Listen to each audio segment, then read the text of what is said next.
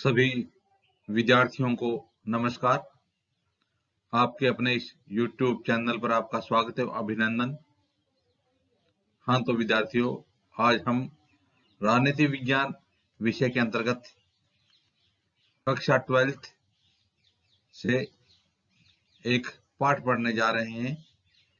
हमारे पाठ का नाम है एक दल के प्रभुत्व का दौर। तो राजनीति विज्ञान कक्षा 12th से एक दल के प्रभुत्व का दौर नामक पाठ से महत्वपूर्ण प्रश्नोत्तर देखने जा रहे हैं। तो आइए शुरू करते हैं आज का पहला प्रश्न। पहला प्रश्न है, सही विकल्प को चुनकर खाली जगह भरें। आपको सही विकल्प चुनकर के खाली जगह भरनी है। खाली स्थान में जो विकल्प आएगा वो आपको भरना है। विकल्प आपको दिए जाएंगे। 1952 के पहले आम चुनाव में लोकसभा के साथ साथ खालिस्तान के भी चुनाव कराए गए थे। भारत के राष्ट्रपति पद, दूसरा राज्य विधानसभा, तीसरा राज्यसभा और चौथा प्रधानमंत्री। तो कह रहा है कि 1952 के पहले आम चुनाव में, यानी पहले आम चुनाव कब हुए थे? 1952 में। तो हमारे देश में प्रथम आम चुनाव कब हुए थे? 1952 में। तो कह रहा है कि 1952 के पहले आम चुनाव में लोकसभा के साथ साथ खालिस्तान के भी चुनाव करवाए गए थे। तो भारत के राष्ट्रपति, दूसरा है राज्य विधानसभा और तीसरा विकल्प है राज्यसभा और चौथा है प्रधानमंत्री। तो निश्चित है कि 1952 के जो पहले आम चुनाव हुए थे उसमें लोकसभा के साथ साथ राज्य विधानसभा के चुनाव भी करवाए गए थे। तो इस खाली स्थान में क्या आ जाएगा? राज्य विधानसभा आ जाएगा। तो इस प्रकार से 1952 के पहले आम चुनाव में लोकसभा के साथ साथ विधानसभा के भी चुनाव कराए गए थे। खालिस्तान लोकसभा के पहले आम चुनाव में 16 सीटें जीतकर दूसरे स्थान पर रही। तो उस पार्टी का नाम बताना आपको जो लोकसभा के पहले आम चुनाव कब हुए थे? लोकसभा के 1952 में। तो आपको बताना है कि 1952 प्रथम आम चुनाव में 16 सीटें जीतकर दूसरे स्थान पर रहने वाली पार्टी कौन सी थी? तो आपके पास विकल्प हैं, प्रजा सोशलिस्ट पार्टी, दूसरा है भारतीय जनसंघ, तीसरा है भारतीय कम्युनिस्ट पार्टी और चौथा है भारतीय जनता पार्टी। तो प्रथम आम चुनाव में 1952 में लोकसभा के जो पहले आम चुनाव हुए थे उसमें 16 सीटें जीतकर दूसरे स्थान पर रहने वाली पार्टी कौन सी थी? वो थी भारतीय कम्युनिस्ट पार्टी। तो इस प्रकार से इसमें इस खाली स्थान में आ जाएगा भारतीय कम्युनिस्ट पार्टी। गए खालिस्तान स्वतंत्र पार्टी का एक निर्देशक सिद्धांत था। तो आपको बताना है कि कौन सा सिद्धांत था जो स्वतंत्र पार्टी का एक निर्देशक सिद्धांत था। कामगार तबके का हित, दूसरा है रियासतों का बचाव करना, तीसरा है राज्य के नियंत्रण से मुक्त अर्थव्यवस्था और चौथा है संघ के भीतर राज्यों को स्वायत्तता देना। तो इसमें आ जाएगा राज्य के नियंत्रण से मुक्त अर्थव्यवस्था। तो राज्य के नियंत्रण यानी अर्थव्यवस्था वो राज्य के नियंत्रण से मुक्त होनी चाहिए थी। यह किसने कहा था? स्वतंत्र पार्टी का एक निर्देशक सिद्धांत था। तो राज्य के नियंत्रण से मुक्त अर्थव्यवस्था होनी चाहिए, यह स्वतंत्र पार्टी का एक निर्देशक सिद्धांत था। हाँ तो विद्यार्थियों, अब देखते हैं दूसरा प्रश्न। दूसरा प्रश्न है, यहां दो सूचियां दी गई हैं। पहले में नेताओं के नाम दर्ज हैं और दूसरे में दलों के।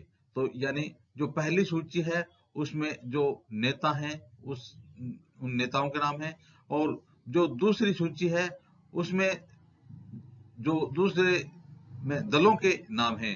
तो आपको क्या करना है कि पहले में नेताओं के नाम में दर्ज हैं और दूसरे में दलों के। तो अब दोनों सूचियों में मेल बिठाएं, यानी हमको इन दोनों सूचियों में क्या करना है? मेल बिठाना है। नेता और दल से संबंधित मेल बैठाना है। तो देखिए, पहला है एस ए डांगे भारतीय जनसंघ। ख श्यामा प्रसाद मुखर्जी स्वतंत्र पार्टी। ग मोनू मशानी प्रजा सोशलिस्ट पार्टी। घ अशोक मेहता भारतीय कम्युनिस्ट पार्टी। इतना निश्चित है कि इसमें मेल नहीं है, तो हमें क्या करना है, इन जो नेता हैं उनका दल से मेल बिठाना है। तो देखिए एस ए डांगे, तो वो किससे संबंधित थे, भारतीय कम्युनिस्ट पार्टी से संबंधित थे एस ए डांगे। तो भारतीय कम्युनिस्ट पार्टी से संबंधित कौन थे, एस ए डांगे। तो इसमें हो जाएगा भारतीय कम्युनिस्ट पार्टी। ख श्यामा प्रसाद मुखर्जी, तो श्यामा प्रसाद मुखर्जी किससे संबंधित थे, भारतीय जनसंघ से संबंधित थे श्यामा प्रसाद मुखर्जी। तो श्यामा प्रसाद मुखर्जी किससे संबंधित थे, भारतीय जनसंघ से संबंधित थे। ग मोनू मशानी थे स्वतंत्र पार्टी से। तो स्वतंत्र पार्टी से कौन संबंधित थे, तो इसमें आ जाएगा मोनू मशानी। दूसरी बात है भारतीय जनसंघ से कौन संबंधित थे, तो श्यामा प्रसाद मुखर्जी हो जाएगा। तो भारतीय कम्युनिस्ट पार्टी से कौन संबंधित थे, तो ऐसे डांगे हो जाएगा। अब आगे है अशोक मेहता प्रजा सोशलिस्ट पार्टी। तो प्रजा सोशलिस्ट पार्टी, तो प्रजा सोशलिस्ट पार्टी से संबंधित कौन थे, अशोक मेहता थे।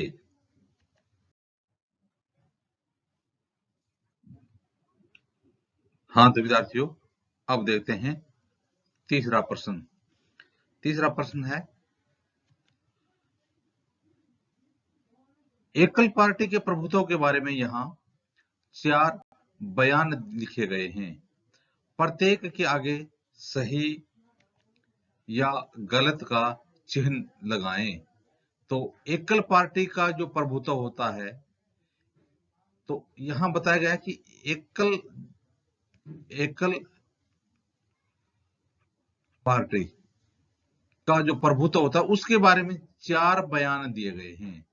प्रत्येक के आगे आपको सही या गलत का चिन्ह लगाना है। तो इसमें से कौन सा बयान है, यानी एक पार्टी के प्रभुत्व, एकल पार्टी के प्रभुत्व के बारे में कौन सा सही है और कौन सा गलत है, उसके बारे में सही और गलत बताना है। तो क विकल्प के रूप में किसी मजबूत राजनीतिक दल का अभाव एकल पार्टी प्रभुत्व का कारण था। यह कह रहा है कि विकल्प के रूप में किसी मजबूत राजनीतिक दल का अभाव, यानी किसी मजबूत राजनीतिक दल के न होने के कारण ही एकल पार्टी का प्रभुत्व बना। तो दोबारा देखना, क्या विकल्प कह रहा है कि विकल्प के रूप में कोई भी मजबूत राजनीतिक दल नहीं होने के कारण ही एकल पार्टी का प्रभुत्व पनपा। तो यह सही है या गलत है, तो इसका उत्तर क्या हो जाएगा, यह हो जाएगा सही बात है कि विकल्प के रूप में किसी मजबूत राजनीतिक दल न होने के कारण ही एकल पार्टी का प्रभुत्व बना। दूसरा है जनमत की कमजोरी के कारण एक पार्टी का प्रभुत्व कायम हुआ। जनमत की कमजोरी, यह सही नहीं है। जनमत की कमजोरी, जनमत की कमजोरी, यदि जनमत की कमजोरी होती तो कोई भी एक एकल पार्टी भी मजबूत नहीं होती। तो कह रहा है कि जनमत की कमजोरी के कारण एक पार्टी का प्रभुत्व कायम हुआ।